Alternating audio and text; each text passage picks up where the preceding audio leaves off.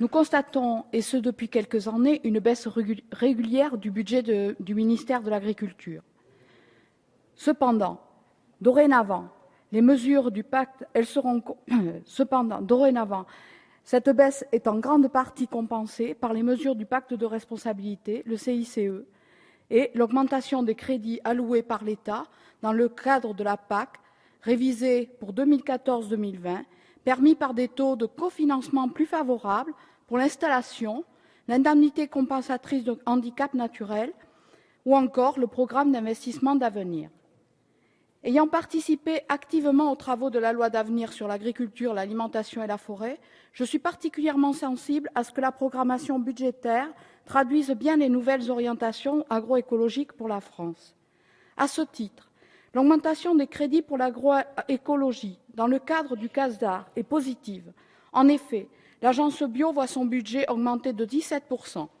Cependant, accompagnée d'élus régionales, j'ai fait part à Monsieur le ministre de l'Agriculture des inquiétudes suscitées par une orientation européenne limitant à 5 ans les primes au maintien de la bio, fortement réévaluées et non plafonnées.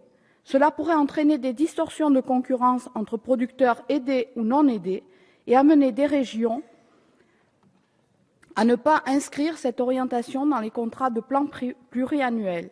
Vous avez proposé d'étudier une solution pour mieux répartir ces fonds et les écologistes y seront attentifs. Je salue l'attribution de crédits supplémentaires sur appel à projets aux pionniers de l'agroécologie, les organismes nationaux à vocation agricole et rurale. Ces montants ont été multipliés par 7.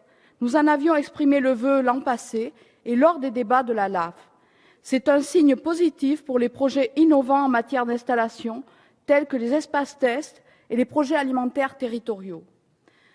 Dans la même lignée, les écologistes demandent le prolongement du crédit d'impôt à la production biologique pour les 3 prochaines années et j'espère rencontrer une volonté partagée sur ce sujet.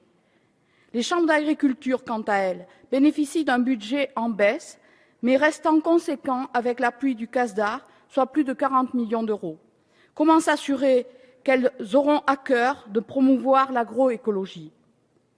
Concernant les dépenses fiscales, si les viticulteurs s'émeuvent de la proposition de mettre fin aux exonérations de la part salariale des cotisations sociales des contrats vendanges, il est bon de rappeler que l'exonération dégressive des charges patronales pour les travailleurs occasionnels saisonniers bénéficie à 75 000 entreprises agricoles pour 750 000 contrats.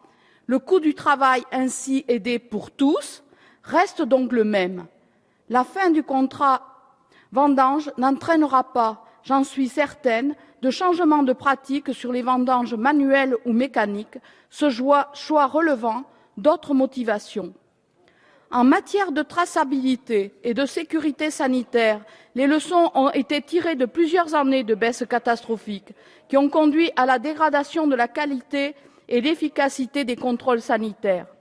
Avant le scandale des lasagnes, les vétérinaires et agents de la DGCCRF nous alertaient régulièrement sur la perte de contrôle de l'État. Avec mon collègue Éric Alauzet, rapporteur du programme 206, nous exprimons notre satisfaction puisque les effectifs seront renforcés à hauteur de 60 nouveaux postes. Mais je me demande cependant si le budget constant de l'ANSES lui permettra de faire face à ces nouvelles et importantes missions que sont l'évaluation des autorisations de mise sur le marché de produits phytosanitaires. Enfin, concernant la recherche, il est à noter que la plus forte hausse de la mission enseignement supérieur et recherche bénéficie à l'enseignement supérieur et à la recherche agricole, dont les crédits de paiement passent de 330 millions d'euros, soit 20 millions d'euros de plus qu'en 2014. De même, les crédits pour l'installation des nouveaux agriculteurs sont renforcés. Dans ce métier, il est essentiel de redonner envie et de soutenir les jeunes à s'installer, et on le sait, ils sont d'autant plus motivés que le projet à vocation agroécologique de l'agriculture est une voie économique et sociale durable. En conclusion, les écologistes soutiennent ce budget pour l'agriculture, l'alimentation, la forêt et les affaires rurales.